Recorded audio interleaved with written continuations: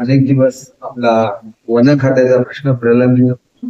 आणि त्याच्यामध्ये मला सगळ्यांनी सांगितलेलं होतं की आंबोलीच्या जमिनीचं वाटप जरी ठरलेलं असलं तरी जोपर्यंत वन खात्याचा प्रश्न सुटणार नाही तोपर्यंत हे वाटप होऊ नये. तर आता वन खात्याचा प्रश्न सुटलेला आहे, सरकारची ऑर्डर आलेली आहे, त्याप्रमाणे जिल्हाधिकाऱ्यांनी आपलं हिअरिंग घेतलेलं आहे.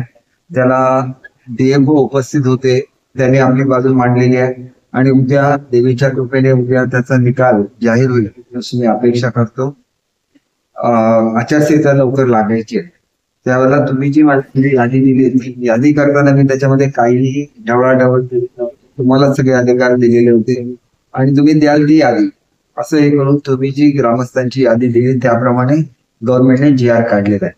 आता जी आर काढल्यानंतर ही जमीन कुठली कोणाला द्यायची त्याच्यामध्ये सुद्धा तुम्ही एकमत करावं अशी मी विनंती करतो. कारण एकमत झालं नाही तर मग ही प्रक्रिया पुढे येईल.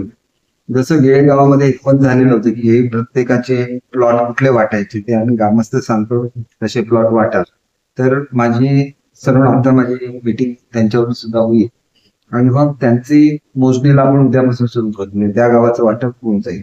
तसंच तुमचे सातबारा तुमच्या नावाने झाले पाहिजे ही अपेक्षा आहे. शेवटी असं होतं की ही गावं अनेक वर्ष एकमुखाने चालतात आणि देवळामध्ये जे काय ठरतं ते सगळेच लोक मानतात. त्याच्यामुळे तुम्ही संपूर्ण गावाची एक मिटिंग देवळामध्ये घ्या आणि त्याच्यामध्ये ठरवा की कशा तऱ्हेने वाटप करायचं. दुसरी गोष्ट अशी आहे की पर्यटनाची कुठलीही रिझर्वेशन ही तुमच्या जमिनीवर ठेवलेली नाही. मेनांची जी जमीन होती त्याच्यावर सगळी पर्यटनाची रिझर्वेशन टाकली. कशाची टाकली? गावात मुळातच सगळ्यात कमी जमीन आंबोलीमध्ये आहे, चौकुळमध्ये सगळ्यात जास्त जमीन आहे. त्याच्यामुळे आणि त्याच्यामध्ये रिझर्वेशन टाकलं तर मग ते आपली तेवढी जमीन कमी झाली असते. त्याच्यामुळे गोल्फ कोर्स करणं वगैरे ही सगळी रिझर्वेशन टाकत असताना त्याच्यामधला काही भाग आम्ही आंबोलीतल्या लोकांसाठी रिझर्वेशन ठेवायचं. तर ते कशा रीतीने ठेवायचं, कारण आचारसंहिता लागली की नंतर मी मीटिंग घेऊ शकणार. गेड्याला मी काय केलेलं होतं की गेड्यामधल्या प्रत्येकाची जर लोकांची संख्या कमी आहे, 260 की 270, त्यांना प्रत्येकाला 5-5 गुंठ्याचे प्लॉट हे पर्यटनासाठी दिले. बाकीचे मोठे प्लॉट 70 गुंठ्याचे वगैरे ते शेतीसाठी आणि उरलेले त्याच्यापेक्षा मोठे प्लॉट हे वनासाठी दिले.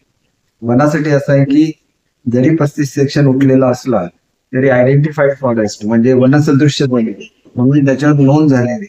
तर ती जी नोंद असते त्याच्यामध्ये फक्त वनाचीच कामं करता येतात. मालकी जरी तुमच्या नावाने झाली तरी तुम्ही त्याच्यामध्ये शेती करू शकता, त्याच्यामध्ये झाडं लावू शकता, पण त्यामध्ये घर बांधू शकता.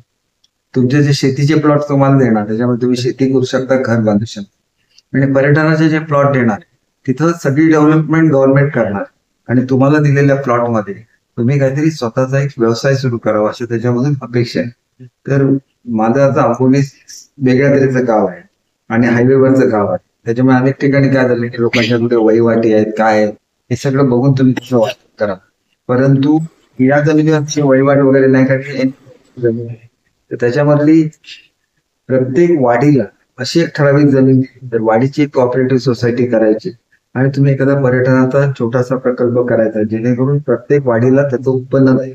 कारण आंबोलीची संख्या जास्त आहे आणि जमीन कमी आहे आणि त्याच्यामुळे एकत्रित द्यावी असं माझं एक मनामध्ये होतं.